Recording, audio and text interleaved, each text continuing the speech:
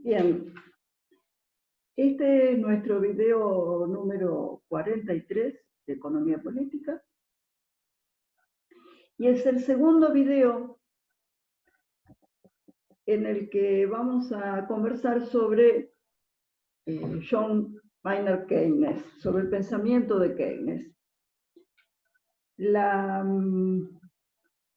orden que estamos dando esto tiene que ver también con que hemos iniciado el análisis de la economía del Estado, economía del sector público, y se completa muchísimo este análisis si tomamos el pensamiento de Keynes precisamente por el cambio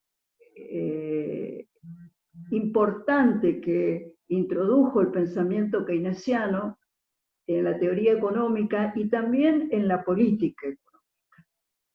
Y al generar un cambio en la política económica está el pensamiento de Keynes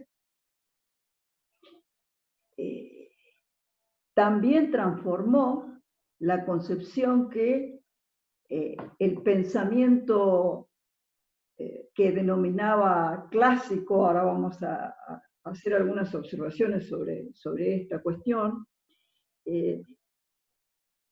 tenía respecto del papel del Estado en la economía. Bien, obviamente la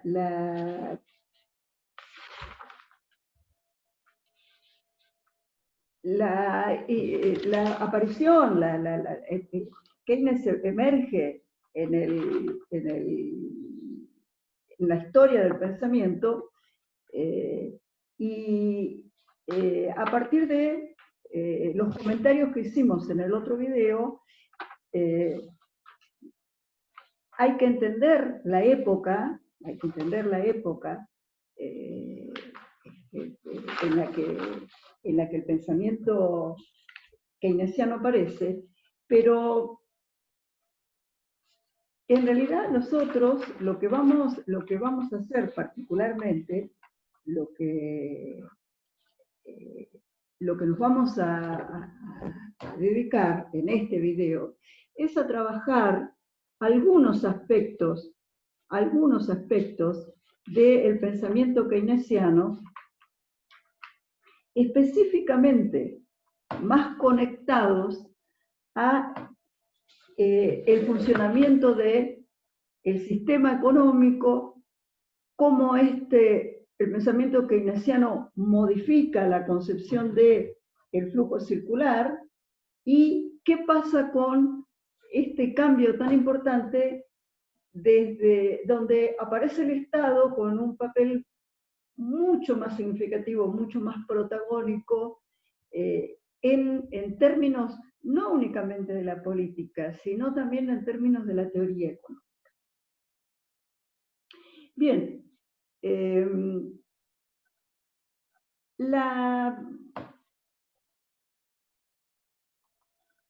entonces, para ubicarnos en el tiempo, John Maynard Keynes fue un economista británico, 1883-1946, y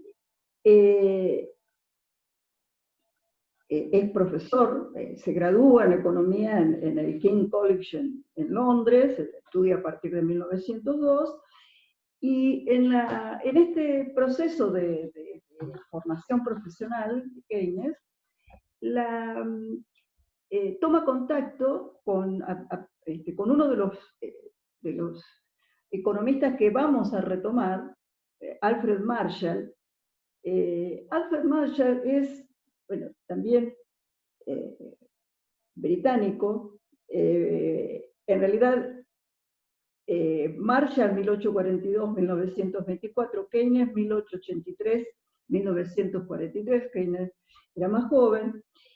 Alfred Marshall es un economista que se ubica en una posición muy particular y muy interesante cuando miramos la historia del pensamiento, porque representa la versión británica de la concepción marginalista. Recuerdan ustedes que nosotros siempre señalábamos que a finales del siglo XIX se producen dos grandes rupturas en la historia del pensamiento. Por un lado, la aparición de la obra de Marx, y por otro lado, la aparición de lo que se da en llamar el pensamiento marginalista, que constituye el antecedente para lo que denominamos en esta materia pensamiento ortodoxo, pensamiento neoclásico. Pero este pensamiento marginalista que vamos a retomar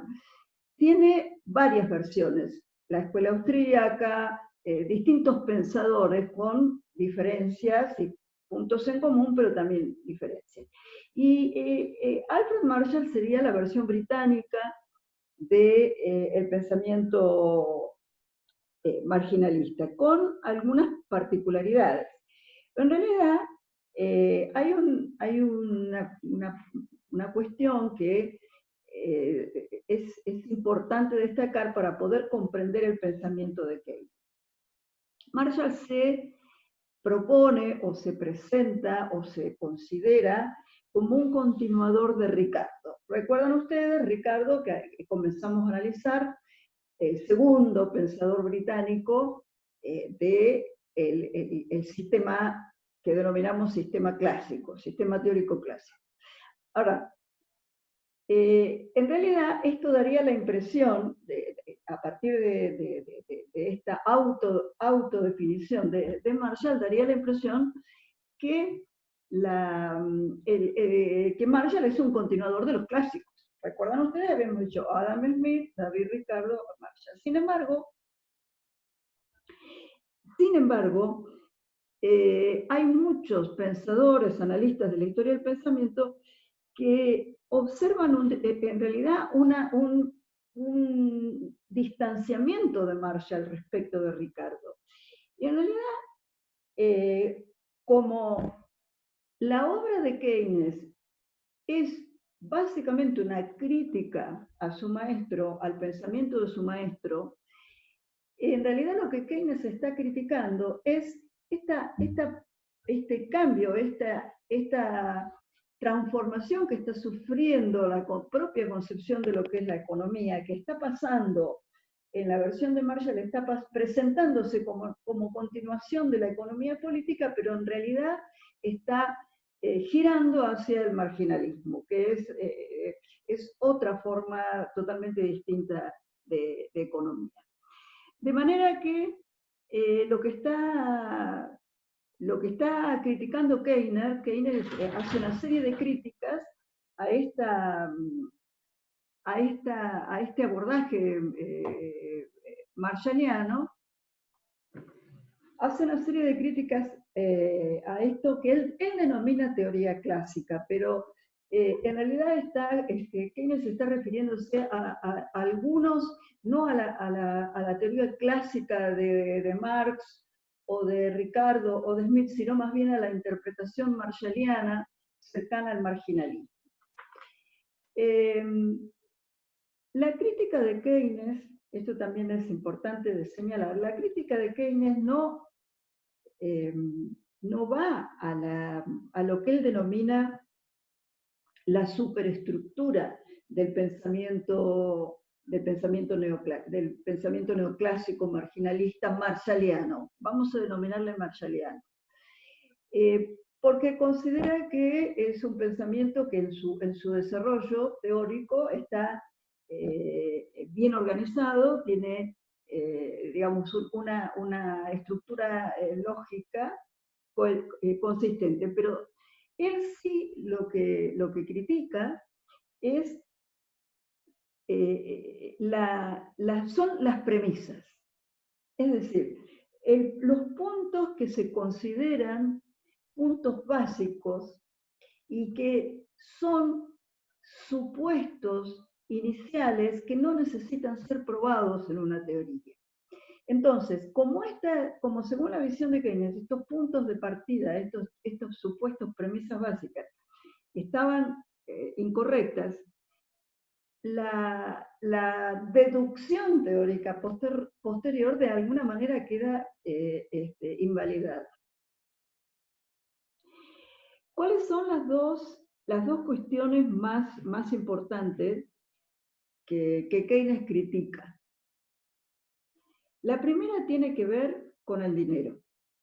El dinero todavía es un tema que no hemos desarrollado, sin embargo vamos a adelantar dos o tres cosas, porque es importante.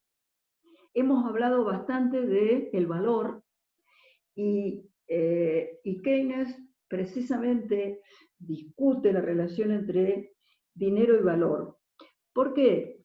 Porque según él hay una interpretación del dinero como medida de valor. El dinero sería la unidad de medida de las mercancías. Esto lo conversamos cuando vimos Smith y vimos Ricardo. Pero lo que estamos introduciendo ahora de novedoso son las funciones del dinero. Porque ya vamos a ir avanzando, vamos a ver que el dinero tiene distintas dimensiones desde las cuales se lo puede abordar. Entonces, esto de asociar el dinero con la medida del valor de las cosas, asocia el dinero a la teoría del valor. Este es el abordaje, la orientación, tanto de Ricardo como de Marshall, que por supuesto está más asociado a la idea de dinero en mercancías, porque cuando ellos están pensando en un patrón de medida, en una medida de valor de las mercancías, están pensando precisamente en alguna mercancía como el oro, como el metal, que permita ser la mercancía patrón para medir el valor del resto de las mercancías. Ahora, también a posteriori el marginalismo o el pensamiento neoclásico va a concebir otra interpretación del dinero, donde se hace énfasis en el dinero como medio de cambio. Es decir, no se piensa tanto en el dinero como patrón de medida, sino en el dinero como una unidad que permite el cambio. Ahora, esto es bastante particular, porque en realidad el dinero ahí parecería ser únicamente un facilitador para que las transacciones comerciales se realicen, el intercambio se realice con más facilidad. Entonces ahí aparece la primera idea de la función del dinero como medio de cambio. Ahora, este medio de cambio no tiene ningún valor, a diferencia de quienes pensaban el dinero como un patrón de medida, el dinero como medio de cambio no tiene valor, es simplemente un papel, un instrumento que sirve para el intercambio.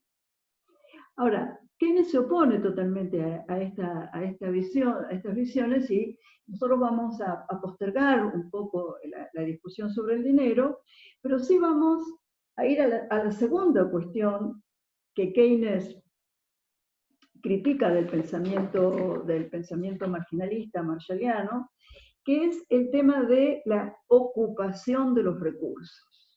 Ahí volvemos a la macroeconomía, ahí ya nos estamos conectando con el Keynes del multiplicador keynesiano. Entonces lo que estamos haciendo es armando un poco mejor el rompecabezas. Nosotros vimos el multiplicador keynesiano, ahora estamos intentando ver el rol del Estado y estamos hablando de Keynes precisamente porque estos dos temas, el nivel de ocupación y el papel del Estado, son temas centrales en su pensamiento. Bien, ¿qué criticaba? ¿Cómo veía Keynes y cómo criticaba Keynes el tema de la ocupación? Ahora ya nos acercamos un poquito, tenemos que tener presente y recordar el modelo del multiplicador. Bien, según Keynes, la teoría marshalliana que explicaba el nivel de ocupación de los recursos era una teoría que partía de un supuesto, del supuesto de pleno empleo.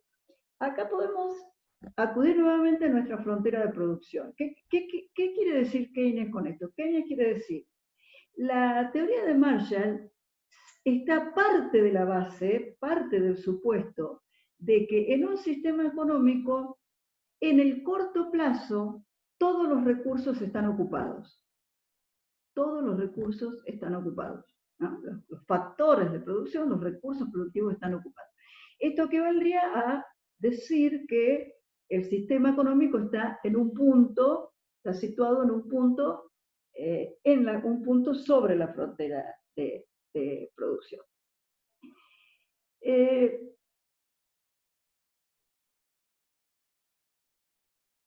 Por supuesto que,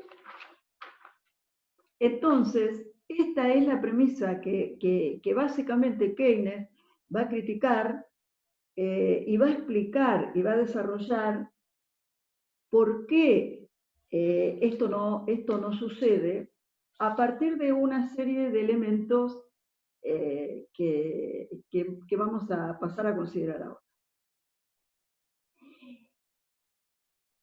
La fuerza de trabajo, entonces, el factor trabajo, los trabajadores, para el modelo marshalliano, están siempre ocupados. Todos los recursos que se ofrecen en el mercado se pueden colocar en el mercado. Bueno, volvamos un poco a recordar nuestro modelo de flujo circular. Hemos hablado bastante del mercado de factores de producción. Ubiquémonos en el mercado de factores de producción. Estamos profundizando un poco cómo funciona ese mercado en lo que, concretamente en el caso del factor trabajo. Ahí es donde Keynes va a profundizar su análisis. Nosotros hemos hecho otras críticas que tenían que ver con las críticas de los clásicos, las observaciones sobre si el trabajador era propietario o no propietario de un factor, o en realidad no era propietario de nada. Acá vamos a otra cosa. Lo que está diciendo Keynes es que la visión convencional marshalliana está planteando que en ese mercado, todos los trabajadores que se ofrecen para conseguir trabajo son contratados. ¿Cómo sería esto? Bueno, vamos entonces a analizar un poquito cómo funciona el mercado de trabajo desde la perspectiva neoclásica marginalista, que es lo que Keynes va a terminar criticando. Ustedes recuerdan que la idea de mercado de factores asimilaba a cada uno de los factores de producción a una mercancía. Así como en el mercado de bienes y servicios se intercambiaban las mercancías, en el mercado de factores también se intercambian mercancías, y la diferencia está en que esas mercancías son recursos productivos. Entonces, siguiendo el razonamiento de cómo funcionan los mercados funcionan a partir de dos fuerzas que se contraponen y que van a jugar en un proceso hasta que se logre algún tipo de solución de equilibrio, que son la oferta y la demanda. ¿Qué sería la oferta de trabajo entonces? Bueno, la oferta de trabajo sería precisamente todas las economías domésticas o familiares que van al mercado de trabajo a vender o a alquilar, o a vender, o a rentar sus servicios como trabajadores. Esa sería la oferta. ¿Y qué sería la demanda? La demanda vendría de las empresas que buscan contratar trabajadores para poder llevar adelante el proceso de producción. Ahora, vamos a decir dos cosas que hasta este momento no habíamos dicho. ¿Cómo se amplía desde la perspectiva marginal o marshalliana el análisis del funcionamiento del mercado de trabajo? Bueno, si el trabajo es una mercancía para unos, que son los trabajadores, o para los otros, que son los empresarios, entonces se propone un esquema de funcionamiento de la oferta y de la demanda de trabajo. ¿Cómo funciona la demanda de trabajo de las empresas? Funciona directamente a partir de la productividad del recurso. ¿Qué quiere decir esto? Que en la medida en que el trabajo resulte productivo, la empresa va a seguir contratando trabajadores. Ahora, ¿qué sucede con esto? Hay otro supuesto detrás, que es el supuesto de rendimientos marginales decrecientes, que lo vamos a seguir revisando, ahora estamos adelantándolo. Lo que plantea este supuesto es que a medida en una empresa, cuando la empresa tiene un determinado stock de capital para trabajar, maquinarias, a medida que va incorporando cantidades de trabajo, que pueden ser medidas en trabajadores o pueden ser medidas en tiempo de trabajo, la respuesta en cuanto a el aumento de la producción atraviesa distintas etapas. Hay una primera etapa, cuando la producción es muy baja, el trabajo que se va adicionando resulta extremadamente productivo y cada trabajador que se adiciona es proporcionalmente más productivo que el anterior. Esto se llama productividad marginal creciente. Ahora, este comportamiento tiene un límite. Llega un momento en que esta productividad marginal va a empezar a ser decreciente, que quiere decir que cada trabajador va a empezar a adicionar menos que el anterior. Este es un supuesto respecto de cómo se comporta en términos económicos la relación tecnológica entre capital y trabajo. Si esto es así, entonces la demanda de trabajo va a tener pendiente negativa. ¿Por qué? Porque como el trabajo hay que pagarlo y hay que pagar un salario, a medida que la productividad disminuye, la empresa observa que ese salario tiene un peso distinto sobre sus costos.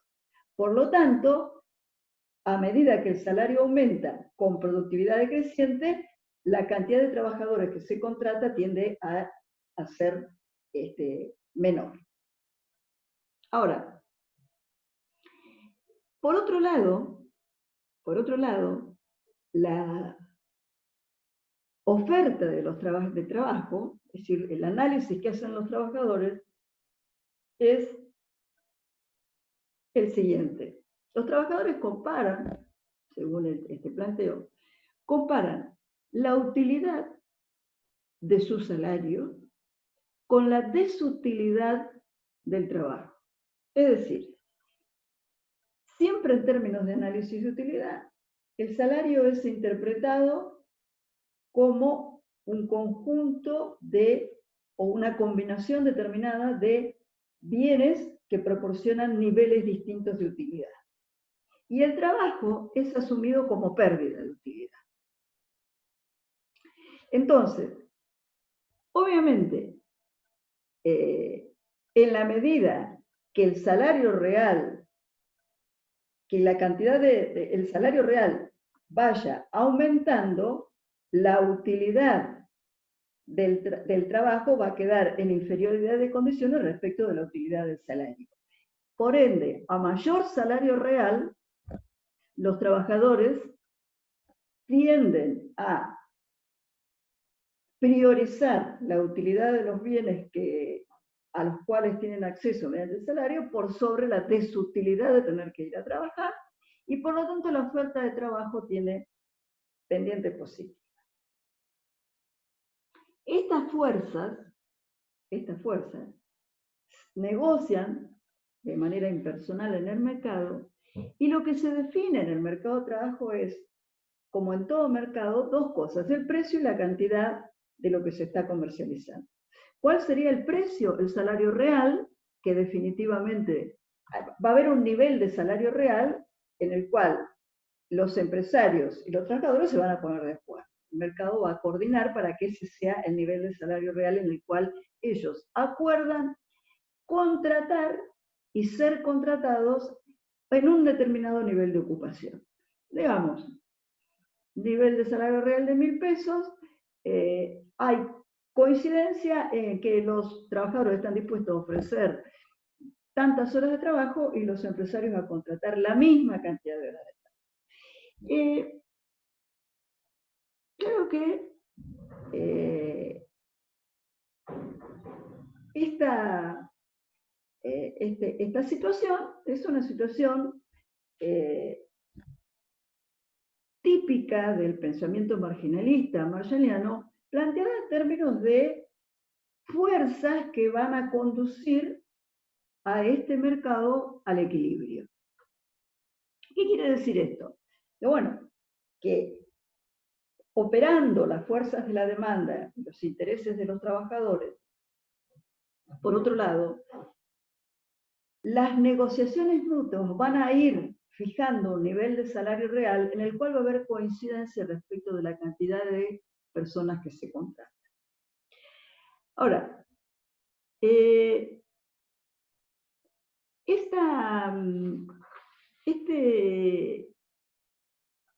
análisis de cómo se determina lleva a una conclusión que ya podemos ir anticipando, y que es una conclusión muy importante. Si esta es la forma en que funciona el mercado de trabajo, si funciona así, tal cual está planteado en el análisis marshalliano, marginalista, entonces la conclusión es que hay que analizar con mucho cuidado por qué se produce esta situación que vamos a denominar de desempleo y a qué consideramos, qué se considera en este marco una situación de desempleo. ¿Por qué decimos esto? Porque pasa lo siguiente. Desde esta perspectiva, el salario real, igual que cualquier precio en cualquier mercado, funciona como mecanismo equilibrador. ¿Qué quiere decir esto? Que si hay un salario real, se está negociando, digamos, hay un salario real determinado que es el salario que se está pagando. Y hay desempleo. Lo que está sucediendo ahí es que hay más cantidad de trabajo ofrecido que demandado. Los trabajadores se ofrecen más que lo que las empresas desean contratar. La conclusión es que entonces el salario real es muy alto. Si el salario real baja, muchos trabajadores, por una parte, van a retirarse voluntariamente del mercado de trabajo. ¿Por qué? Porque van a priorizar la utilidad, van a ver que es menos la utilidad del salario y van a preferir no tener esa utilidad y no trabajar. Y a la vez las empresas, también con un salario menor, van a contratar más. Entonces, la conclusión es que, imagínense ustedes, estamos en la salida de la crisis del 30, con altísimas tasas de desempleo, y Keynes está escribiendo, además está haciendo teoría, tratando de combatir o de discutir esta idea de principio de sentido común, que el desempleo está originado porque los trabajadores ambicionan, buscan un salario real demasiado elevado. Bajándose el salario real, las empresas contratarían más trabajadores. No es un pensamiento extraño. Muchas veces en los medios de comunicación vemos que como parte del sentido común, que es de sentido común pensar que esto funciona así, que si hay personas que no encuentran trabajo, lo que sucede es que las empresas no los pueden contratar porque estas personas esperan un salario demasiado elevado. Si los trabajadores aceptasen una reducción de sus salarios reales, estarían ocupados. Esta es la clásico planteamiento que nosotros vemos en muchos programas de televisión, en muchos economistas que se refieren al desempleo desde esta perspectiva. El desempleo lo que está reflejando es un exceso de, de peso, de voluntad, de deseo de los trabajadores que quieren ganar, tienen en su cabeza, tienen en su imaginación, exigen un salario real más elevado que el salario real de cliente. Como las empresas gradúan su salario a partir de la productividad, los trabajadores están pidiendo un salario que es mayor que su productividad. Por lo tanto, el desempleo se va a resolver si el salario real desciende. Esta es la idea básica de cómo funciona el mercado de trabajo. Hemos estado aportando, adelantando una cantidad de conocimiento, de manera que lo vamos a seguir analizando, lo vamos a ver en prácticos, y a partir de la crítica de esta idea es cómo Keynes empieza a trabajar un esquema explicativo alternativo a este, donde la desocupación para él tiene que ver con otras